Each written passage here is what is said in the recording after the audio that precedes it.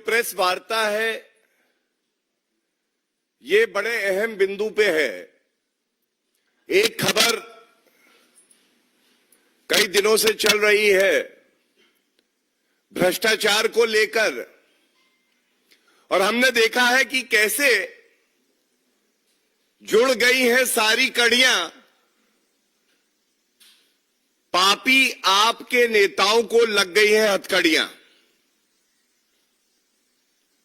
और जिस महत्वपूर्ण सवालों को जनता उठा रही है,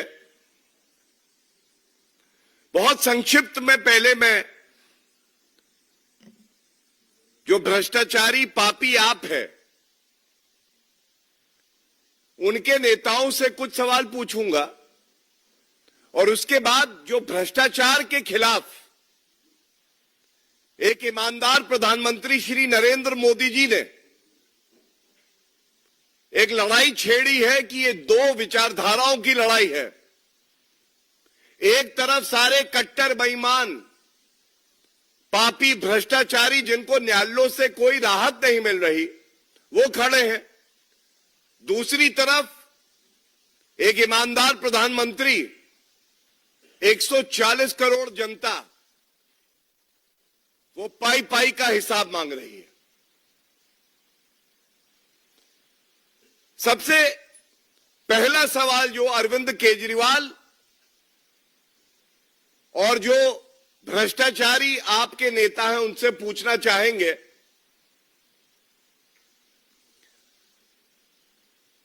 ये जो न्यायालय जाते हैं अरविंद केजरीवाल, और अब आप गिनिएगा, अरविंद केजरीवाल जी सबसे पहले दिल्ली उच्च न्यायालय गए और उन्होंने कहा 9 समन्स ईडी के आए हैं, उस पर रोक लगाई जाए और मेरी गिरफ्तारी ना हो। पहली चोट दिल्ली उच्च न्यायालय ने कहा, प्रथम दृष्टया फाइलों का अवलोकन करने के बाद यह स्पष्ट है कि शराब घोटाले का अगर आरोपी कोई है तो वो आप हैं, और उनको राहत नहीं मिली। उसके बाद ईडी कोर्ट गए, उन्होंने कहा ईडी को मेरी हिरासत ना दी जाए। ईडी कोर्ट ने कहा नहीं, ईडी जांच करेगी, आपको मुश्किल सवालों का जवाब देना पड़ेगा। उसके बाद वो पुनः दिल्ली उच्च न्यायालय गए कि ये जो आदेश हुआ है इस पे रोक लगाई जाए। दिल्ली रोक नहीं लगाई। फिर वो ईडी कोर्ट गए, ईडी कोर्ट ने उनकी हिरासत को आगे बढ़ा दिया, और हमने देखा कि पुनः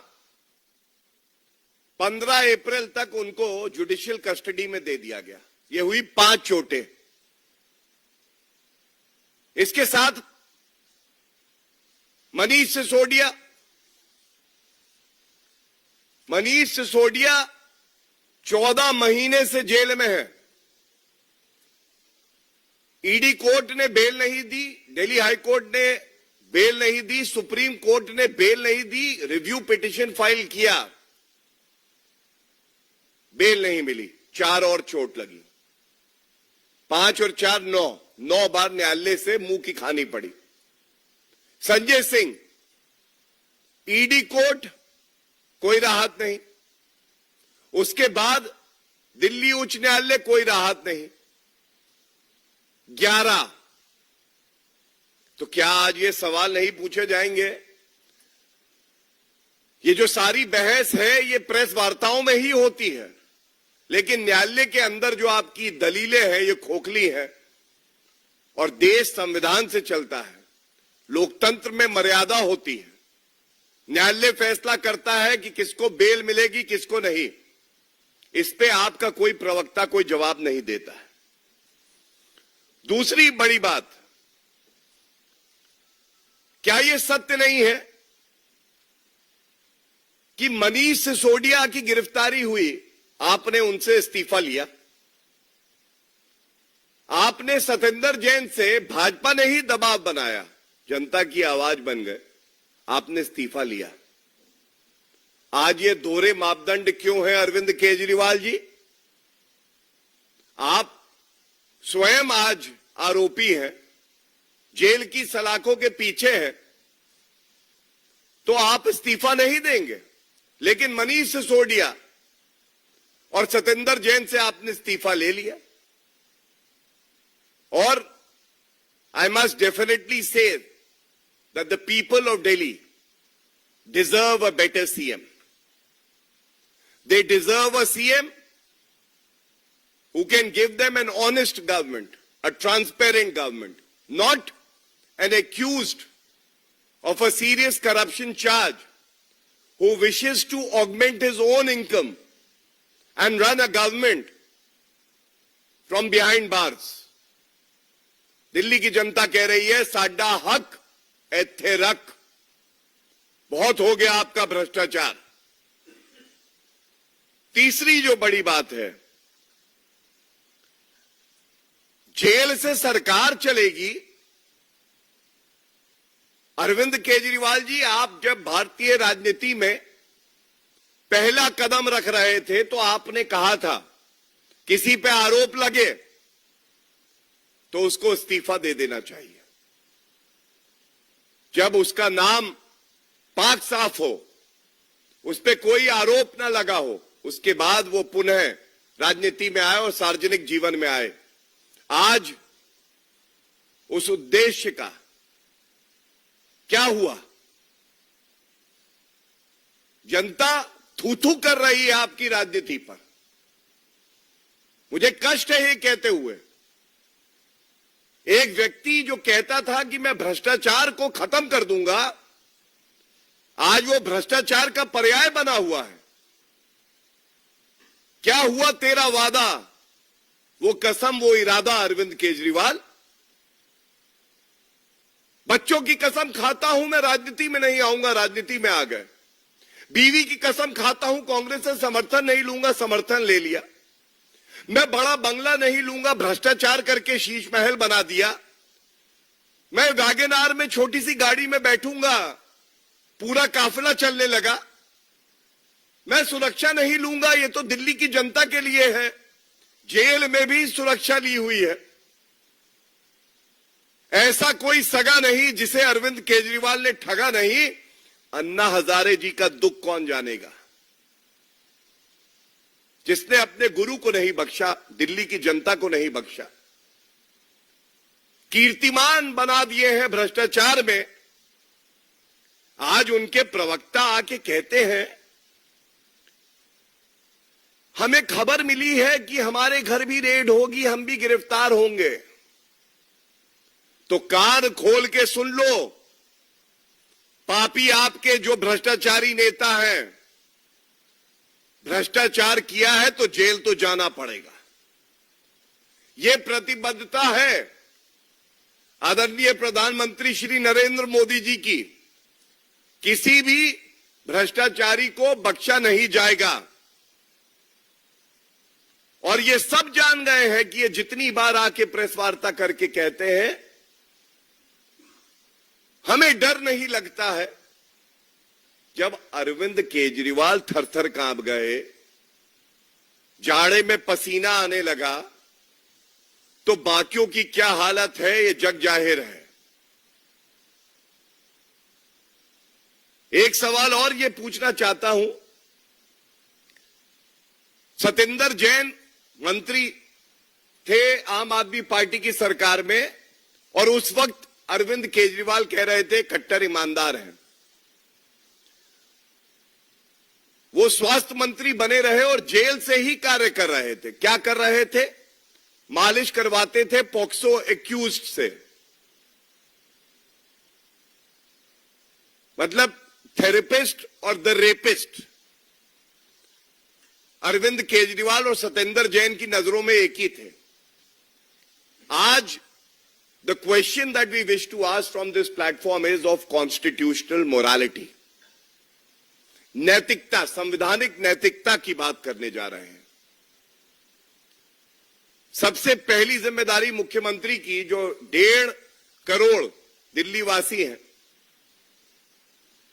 उनके प्रति आपकी जिम्मेदारी है। अब आप मुझे बताइए, कोई निर्णय लेना हो, अति आवश्यक हो, कोई संकट हो, केंद्र सरकार तो खड़ी ही रहेगी, लेकिन संविधान में आपकी जो जिम्मेदारियां हैं, आप निर्णय कैसे लेंगे? आप तो कहते थे कि अगर किसी के नाम पे दाग लगे तो वो इस्तीफा दे। आज आप एक नया कीर्तिमान बना रहे हैं कि एक सिटिंग मुख्यमंत्री जेल की सलाखों के पीछे से सरकार चलाने जा रहा है। और चिंता की बात यह है, नैतिकता बची नहीं है। जिस कुर्सी पर मुख्यमंत्री अरविंद केजरीवाल बैठते थे,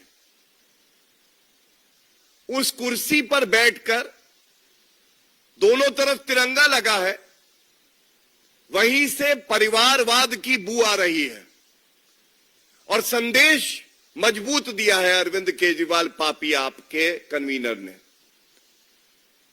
आम आदमी पार्टी में कोई ऐसा नेता नहीं है जो इस लायक हो कि दिल्ली वासियों की सेवा कर सकेगा। या तो मैं हूं या मेरा परिवार है। तो अरविंद केजरीवाल का दोगलापन इससे प्रतीत होता है। उन्होंने कहा भ्रष्टाचार खत्म कर दूंगा, खुद भ्रष्टाचारी बन गए। उन्होंने कहा परिवारवाद के खिलाफ मेरी लड़ाई है, तमाम बयान है उनके, और आज उन्हें अपनी पार्टी में कोई नहीं मिला, केवल और केवल अपनी धर्मपत्नी सुनीता केजरीवाल जी मिली।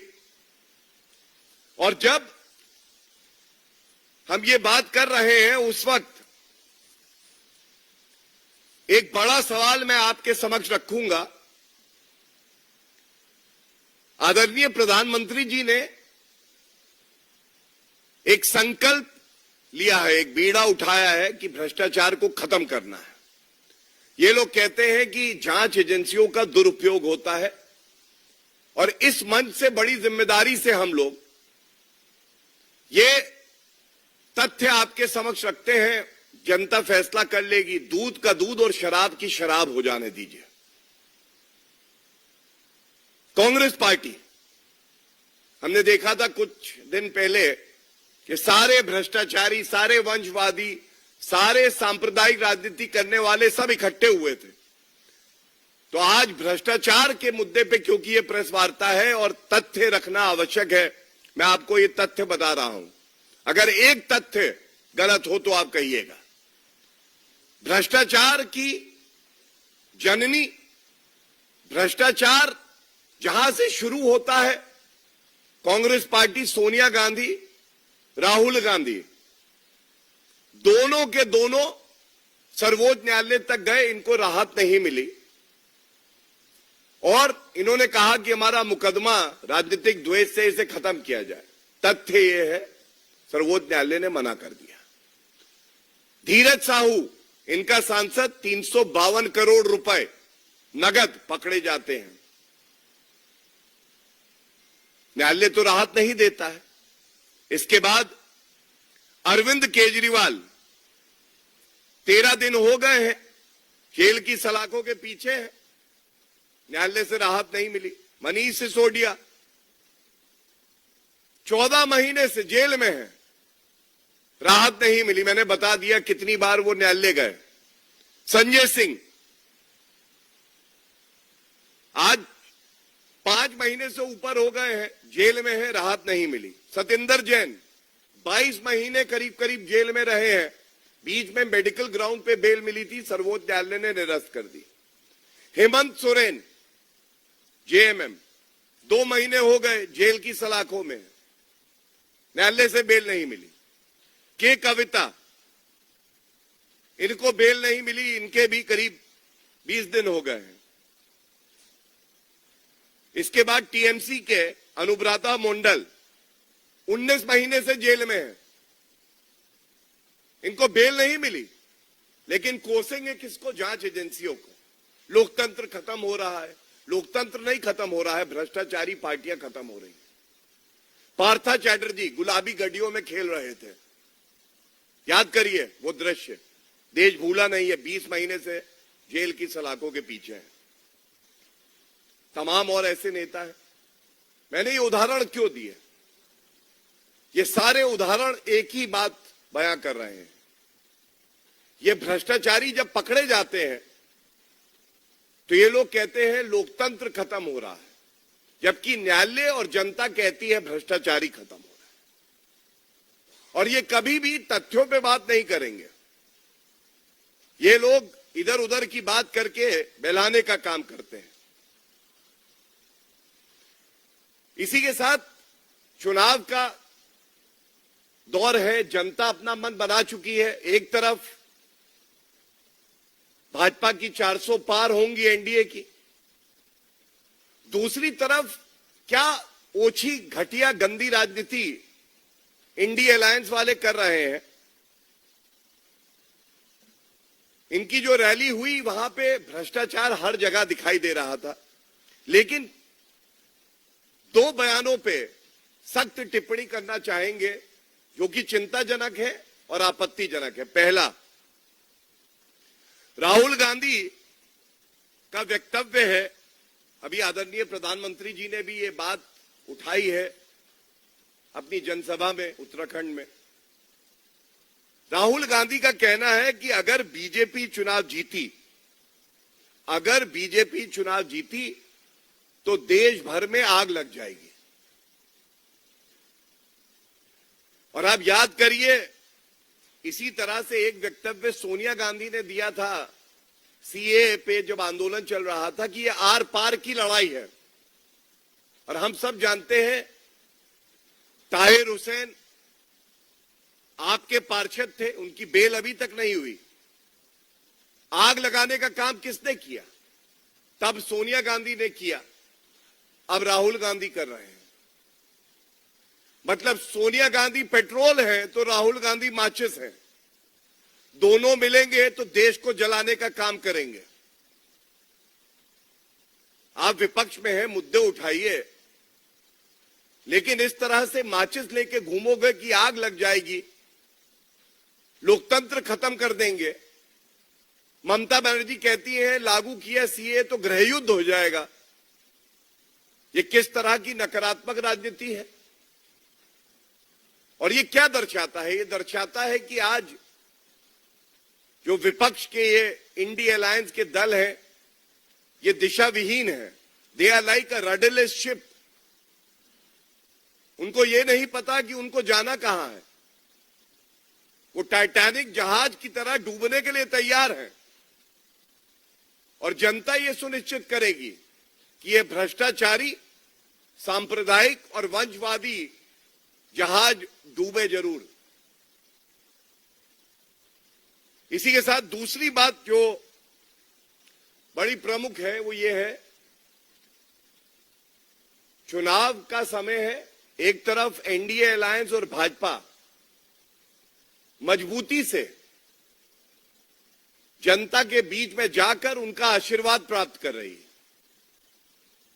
जनता आशीर्वाद दे रही है। लेकिन इंडिया अलायंस जान गया है कि इस बार वो एक नया कीर्तिमान बनाएंगे, कीर्तिमान जमानत जब्त होने का। और इसीलिए तेजस्वी यादव ने कहा कि ईवीएम सेट है। और अब राहुल गांधी ने जो कहा है, उन्होंने कहा ये मैच फिक्सिंग का चुनाव जीतना चाहते हैं। क्या ये अपमान नहीं है हर नागरिक का? क्या ये अपमान नहीं है इलेक्शन कमीशन ऑफ इंडिया का?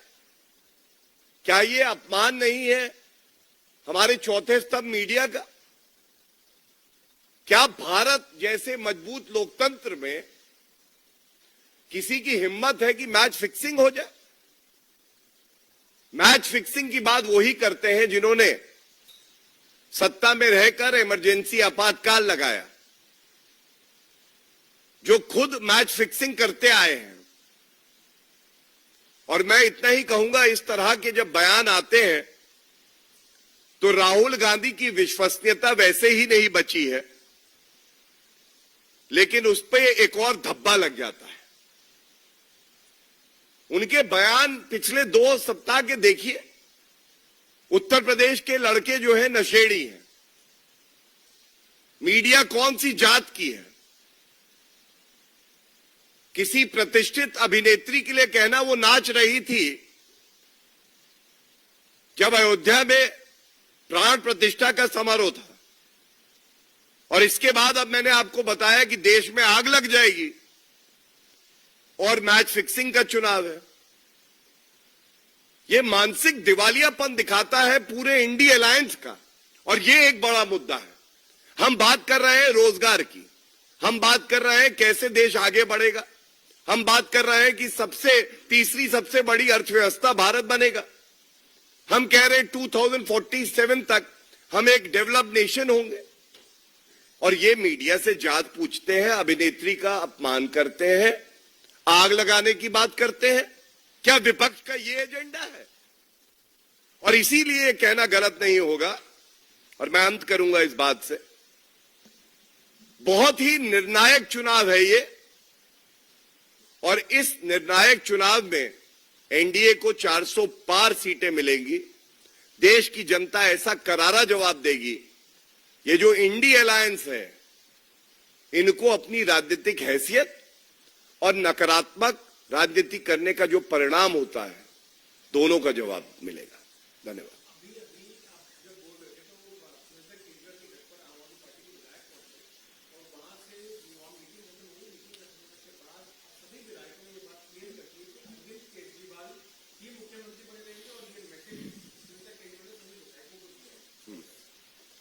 देखिए, मैंने बिल्कुल स्पष्टता से एक बात कही। संवैधानिक नैतिकता, कॉन्स्टिट्यूशनल मोरालिटी, वो अरविंद केजरीवाल और आम आदमी पार्टी में अब बची नहीं है। दूसरी जो बड़ी बात कही वो और महत्वपूर्ण है कि जनता का हित सर्वोपरि होता है किसी भी सरकार के लिए। कोई मुख्यमंत्री जनता से ऊपर नहीं है और कानून से ऊपर नहीं है। अगर जेल की सलाखों से अरविंद केजरीवाल सरकार चलाना चाहते हैं, इसका मतलब उनको मुख्यमंत्री की कुर्सी से मोह है, लेकिन जनता से कोई प्रेम, उनके प्रति उनकी आस्था शून्य है, नग्न है। तीसरी बड़ी बात, जो बात अरविंद केजरीवाल, मैं एक उनका देखिए ट्वीट लेके आया हूं पुराना, 2013 में कह रहे थे, should people just resign for corruption और should they be sent to jail for corruption? क्या भ्रष्टाचारी व्यक्ति का सिर्फ इस्तीफा होना चाहिए या उनको जेल की सलाखों के पीछे जाना चाहिए? आज वो व्यक्ति स्वयं प्रथम दृष्टया जब न्यायालय कह रही है भ्रष्टाचारी है, तो वो कुर्सी से चिपक के फेविकोल लगाकर बैठे हुए हैं।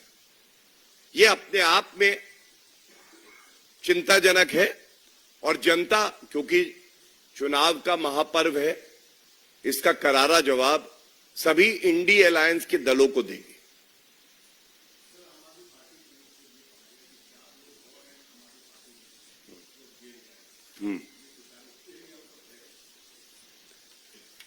देखिए, एक तथ्य आपके समक्ष रख देता हूं। जब अरविंद केजरीवाल को 6-7 महीने पहले यह आभास हुआ कि ईडी का शिकंजा उन तक पहुंच रहा है, तो हर दूसरे तीसरे दिन इसी तरह की एक प्रेस वार्ता करके कहते थे कि अरविंद केजरीवाल गिरफ्तार होने वाले हैं। और अब वही नाटक जो छोटे कलाकार हैं पापी आप में, वो लोग कर रहे हैं। जो मुद्दे की बात है, समझने की बात है, कानून अपना कार्य करता है, जांच एजेंसी अपना कार्य करते हैं। अगर आपने भ्रष्टाचार में कोई भूमिका निभाई है, तो यह अति आवश्यक है कि ऐसा व्यक्ति जेल की सलाखों के पीछे जाए और जो जनता की गाड़ी कमाई है उसको वसूला जाए। तो ये कुछ नहीं है, ये ढोंग है, नाटक है, क्योंकि आम आदमी पार्टी में किंगपिन तो अरविंद केजरीवाल हैं, लेकिन जितने छोटे कलाकार हैं, इन्होंने भी घोटाला करने में पूरी तरह से अपनी भूमिका निभाई है।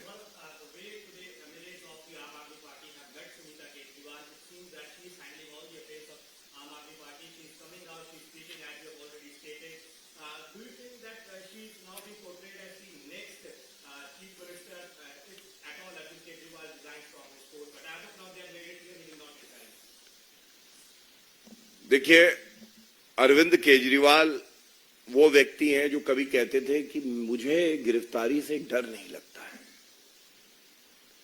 और जब गिरफ्तार होने की बात आई तो वो थर-थर कांपे।